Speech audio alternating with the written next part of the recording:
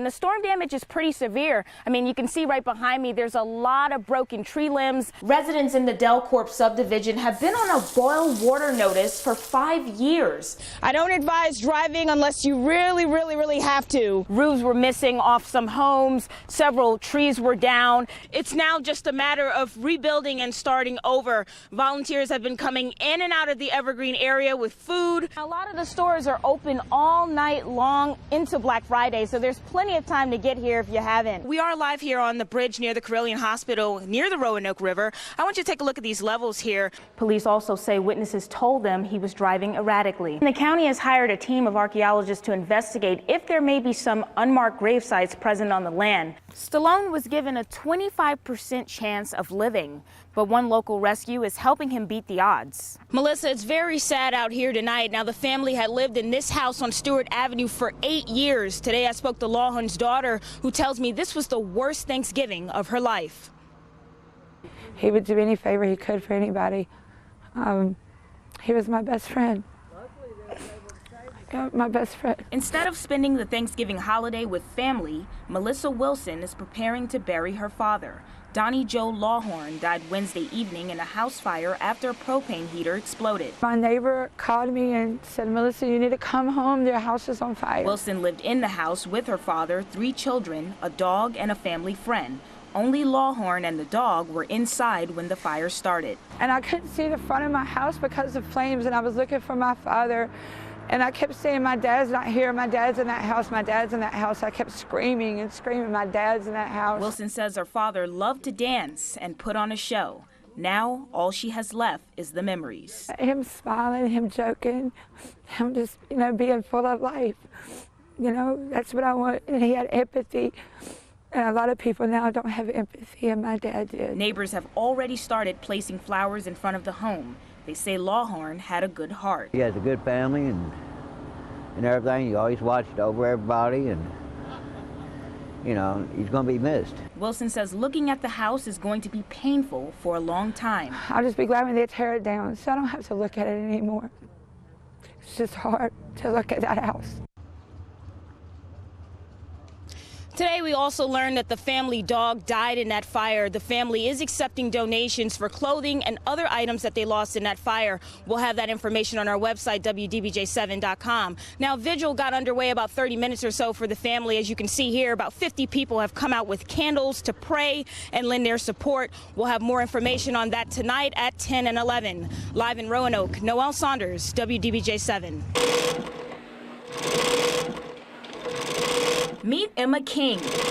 She's been in the sewing business since 1942 and has worked for Collegiate Pacific Felt Products for 23 years. Just looking forward to getting out, doing things, making my own living. At 94, King works 5 days a week sewing hundreds of college pennants. She also has a pacemaker, but it doesn't slow her down. I take my time, exercise, try to eat right. Collegiate's owner, William Webster, calls King a jewel because she's the oldest employee. I don't want to send her home. I mean, it's one of those situations where you go home and then you're like, you got nothing going on in your life and you pass away, and she doesn't need to. She's still vibrant. King recently broke her wrist and thought she was going to lose her job, but that wasn't the case. She plods along. She's real nervous that she's not contributing, and I said, you're contributing just by being here. Collegiate has been a staple in Roanoke for many years, serving hundreds of colleges and universities across the country.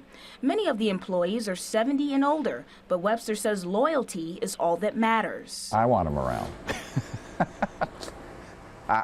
And they're functional. They're as functional as any young person that would come to work here.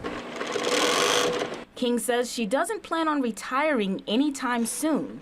When we asked what keeps her going, she said, the people, the company, management, co-workers, they're all nice to work with, and I just enjoy being with them.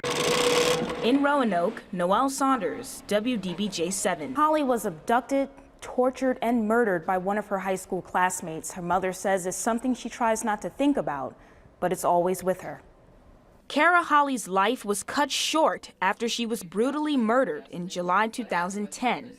6 years later, Kara's mother, Lisa Cowling, says the pain is still fresh. That's the only kind of relief that you get, is to think that maybe if you can help somebody else, or maybe try and prevent this type of tragedy from happening again. Holly was a student at Patrick Henry High School.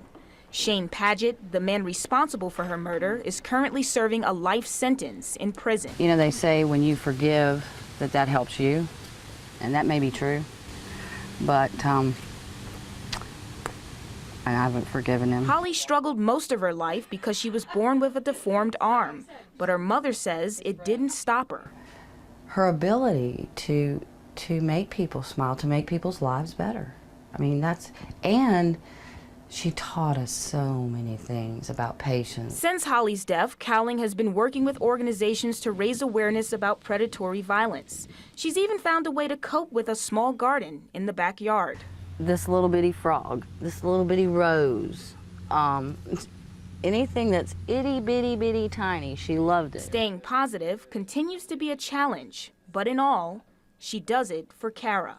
I try to turn that into what she would want me to do, which would be have fun, always have fun, not live in fear, and be kind and humble, because that's who and what she was. One of the organizations that Kara's mother has worked with is Help Save the Next Girl. There will be a free safety summit next month for high school and college students. That information can be found on our website, WDBJ7.com. Noell Saunders, WDBJ7.